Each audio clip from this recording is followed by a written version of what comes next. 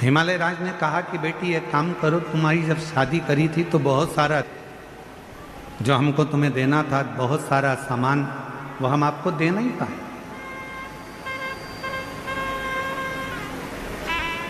हमारा मन है कि वो सारा सामान हम आपके घर भेज दें।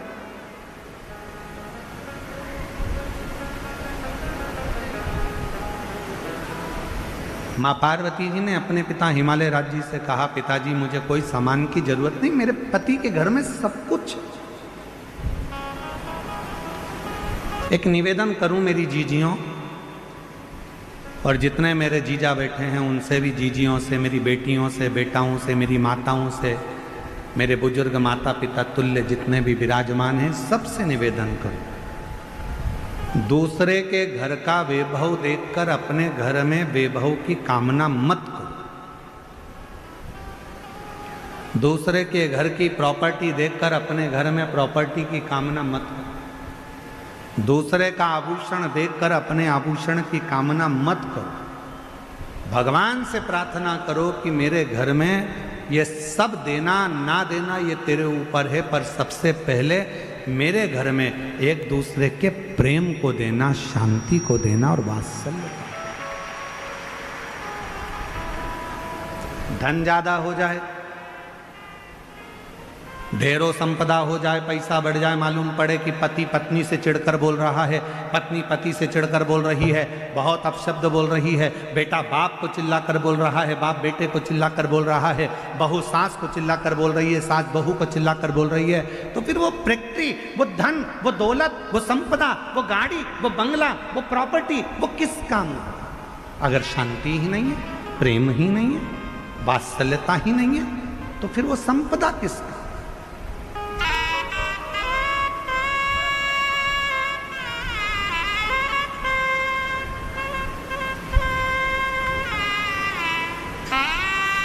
कई बार लोग कहते हैं गुरुजी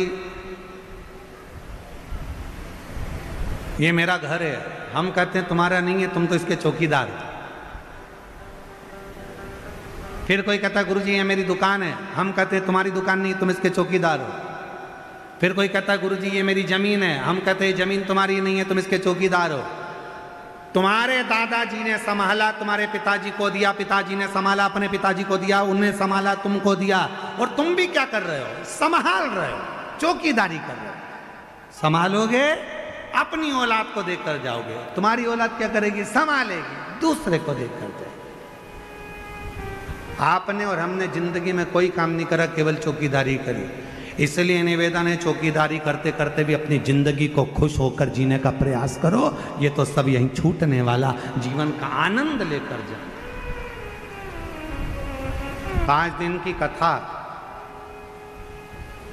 माननीय राधा कृष्ण वीके पाटिल जी, माननीय श्री डॉक्टर सुजय वीके पाटिल जी, पाटिल परिवार द्वारा जो यहाँ आयोजित करी है, ये क्यों करी?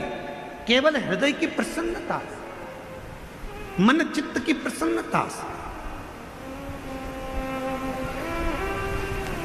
और ये हम तो फिर कहेंगे, हमने जो पहले दिन कहा था आज फिर कह रहे हैं, कुछ मेरे शंकर भगवान ने कृपा करी होगी, तुमने जो सावन के महीने में 2-2 लोटा जल चढ़ाया होगा, तो शिव की कृपा से तुम्हारी शिरडी क्षेत्र में ये शिव महापुराण की कथा है। और ये उसकी उदारता से,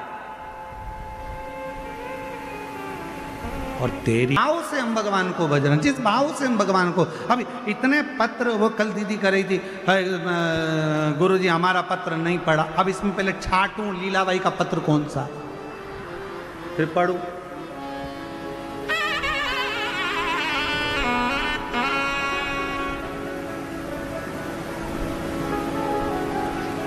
शिव कृपा है। और ये सारे पत्र जितने भी हैं ना, इस पत्रों में एक ही चीज लिखी है, मेरे बाबा ने मेरे ऊपर ये कृपा कर दी, मेरे बाबा ने दे दिया, मेरे बाबा ने करुणा कर दी। ये उसकी उदारता है। और आज फिर कहते हैं, 5 दिन की आपने जो शिव महापुराण की कथा कार्तिक के पवित्र महीने में जो श्रवण करी है, 3 महीने के अंदर आपका भी पत्र इस व्यासपीठ पर जरूर पहुंचेगा, मेरा शिव जरूर बोलेगा, ये निश्चित जरूर। आप शुद्ध भाव से कथा का रसतत्व, जैसे मां पार्वती जी पूछ रही थी, मां पार्वती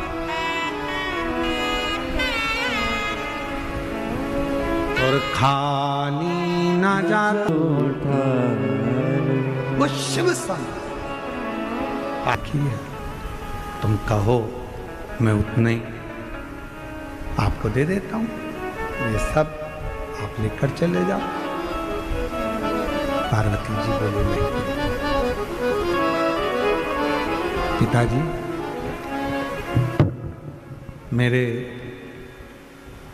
घर में सब कुछ है पिताजी, सब कुछ।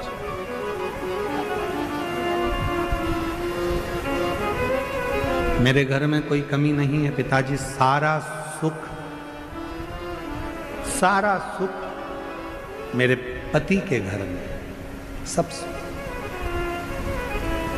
कथा में अभी हम कह रहे थे कि दूसरे का वैभव देखकर, दूसरे की संपदा देखकर, दूसरे की दौलत देखकर कभी ना सोचें कि भगवान ने हमको ये नहीं दिया या वो नहीं दिया। भगवान को तो हर पल धन्यवाद दिया करो कि तूने जो दिया वो कम नहीं दिया, तूने जो दिया हमको कम नहीं दिया। भारत देश में जन्म दिया, महाराष्ट्र की पवित्र भूमि दे दी, महाराष्ट्र में भी शिरडी का पवित्र क्षेत्र दे दिया, और शिरडी के पवित्र क्षेत्र में ये शिव महापुराण की कथा दे दी। इससे बढ़कर और क्या चाहिए? ये तेरी उदार, ये तेरी, ये भगवान तुम्हारी बड़ी करुणा, बड़ी कृपा, बड़ी दया है, उदारता है।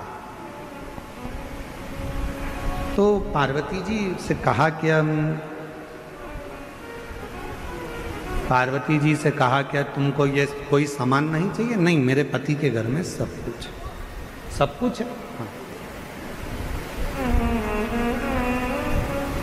कोई सामान की कामना? हिमालय राज ने देखा कि पार्वती जी ने कहा कि मुझे किसी चीज की कामना नहीं, कोई चीज की कामना।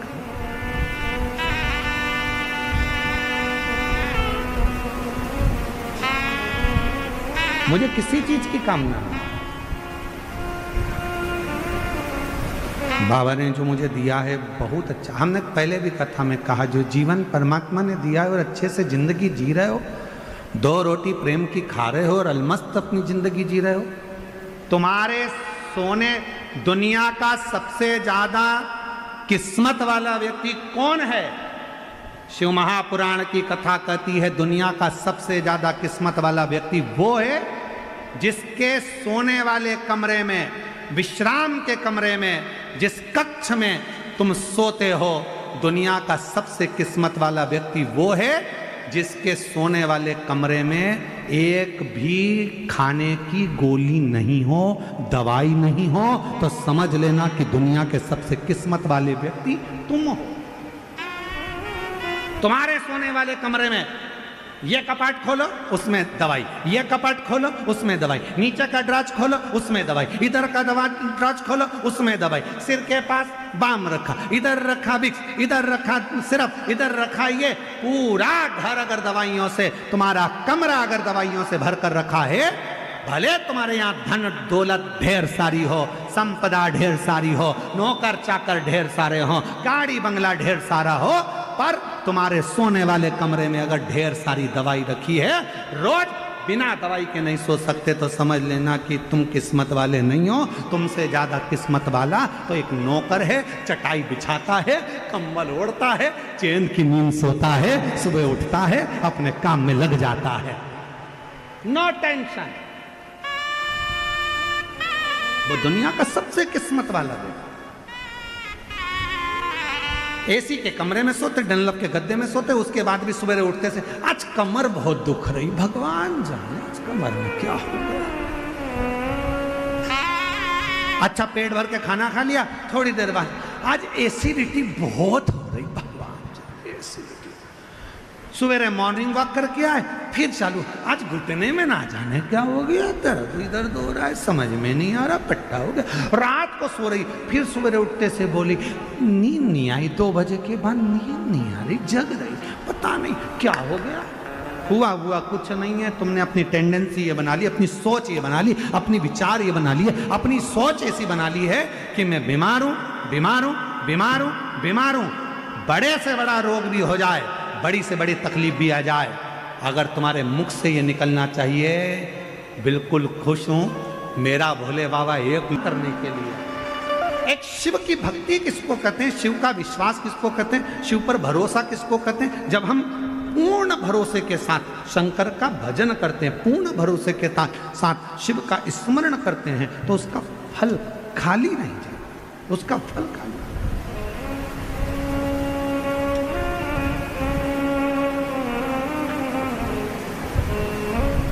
कोई सोचे मैं किस्मत वाला, मेरे पास इतना धन, मेरे पास ना ना, किस्मत किसको कहते हैं, किस्मत वाला किसको कहते हैं? जिसके एक भी दवाई कोई चीज की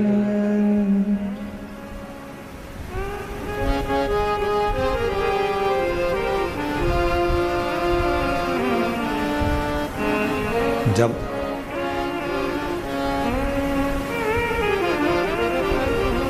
हम आप शिव पर पूर्ण आश्रित हो जाएं, पूर्ण आश्रित।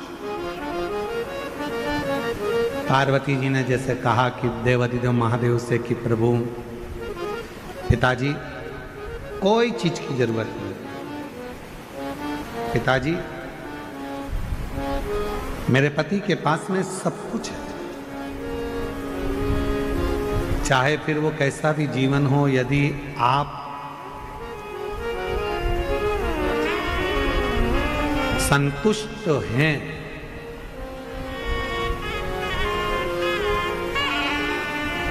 यदि आप संतुष्ट हैं तो छोटे से मकान को भी आप महल समझेंगे, छोटे से मकान। और यदि संतुष्ट नहीं है तो दुनिया की सारी खुशियां यदि आपको मिल जाए, सारा वैभव आपको मिल जाए, तो भी वो कम ही पड़ेगा, तो भी।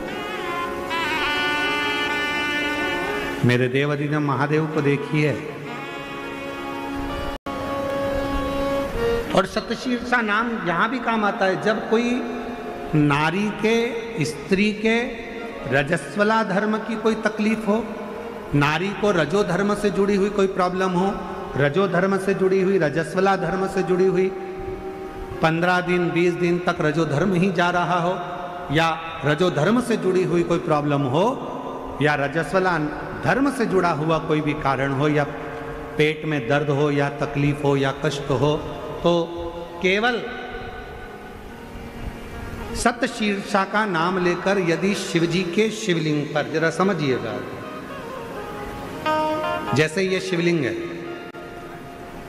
और शिवलिंग है, सतशीर्षा का नाम लेकर अशोक सुंदरी वाली जो जगह है, यहां से जल चढ़ाते चढ़ाते शिवलिंग के चारों तरफ 7 बार यदि जल की धार लगाई जाए और उसी का जल झेलकर नंदी के पास बैठकर सतशीर्षा का नाम लेकर अगर पिया जाए, तो रजो धर्म से जुड़ी हुई जितनी भी तकलीफ हो, रजस्वला धर्म से जुड़ी हुई जितनी भी तकलीफें होती हैं, वो धीरे धीरे समाप्त होने लगती है। सतशीर्षा, वासुकी नाग जी की धर्मपत्नी का नाम है सतशीर्षा। शिव की बड़ी उपासक है सतशीर्षा।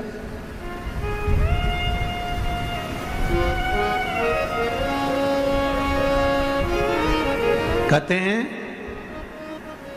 जब समुद्र का मंथन हुआ, देवता और राक्षसों ने मिलकर मंथन करा और वासुकी नाग की नेति बनाकर, और मंथन करते करते जब सब लक्ष्मी, माणिक, मोती, ऐरावत, अप्सरा, गंधर्व सब आनंदित, विष, अमृत सब निकल गया, तब आखिरी में जो नेति थी, वासुकी नाग थे, उनको ले जाकर एक कोने में डाल दिया। घिसते घिसते घिसते घिसते वासुकी नाग का पूरा शरीर बेकार हो चुका था, पूरा शरीर बेकार हो गया। तब शिव महापुराण की कथा कहती है, सतशीर्षा ने अपने पति वासुकी से कहा कि तुम चिंता मत करो, तुम्हारे शरीर में बहुत कष्ट हो रहा है, मैं जानती हूं, मैं ये जानती हूं कि तुम्हारे शरीर में कष्ट हो रहा है, तुम चिंता मत करो। सतशीर्षा ने अपने पति के पास में बैठकर शिव के नाम का उच्चारण करना प्रारंभ करा। तब देव अधिदेव महादेव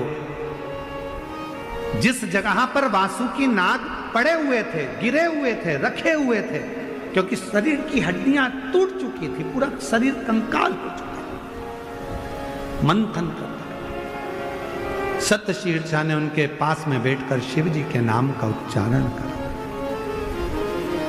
और भगवान के नाम का जो उच्चारण किया, तब देव अधिदेव महादेव प्रकट हुए और भगवान वासुकी को शिव जी ने कहा कि तूने इतना कष्ट झेला है देवताओं के लिए, इसलिए मैं तुझे अपने गले में धारण करूंगा। वासुकी को सतशीर्षा के कहने पर वासुकी नाग को शंकर भगवान ने अपने गले में धारण कर दिया। सतशीर्षा वासुकी नाग देवता की धर्म पत्नी, एक ऐसी धर्म पत्नी जो भगवान शंकर की आराधना में, साधना में, भजन में, कीर्तन में, स्मरण में डूबी रहे, वो सब। और सतशीर्षा का ही क्रम करता है, सतशीर्षा की ही कथा करती है, सतशीर्षा की ही कथा वर्णन करती है, सतशीर्षा का ही चरित्र कहता है। कार्तिकेय बाबा से वर मांगा था सतशीर्षा कि कार्तिक महीने में यदि कोई शिव मंदिर में जाकर यदि कोई दीप दान करे, शंकर के मंदिर में यदि कोई दीप दान करे, शिव के मंदिर में यदि कोई दीप दान करे,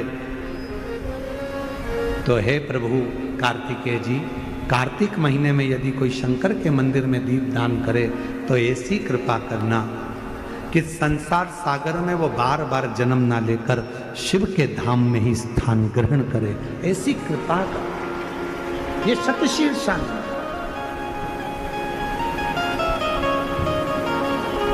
इसलिए निवेदन है कि कार्तिक महीने में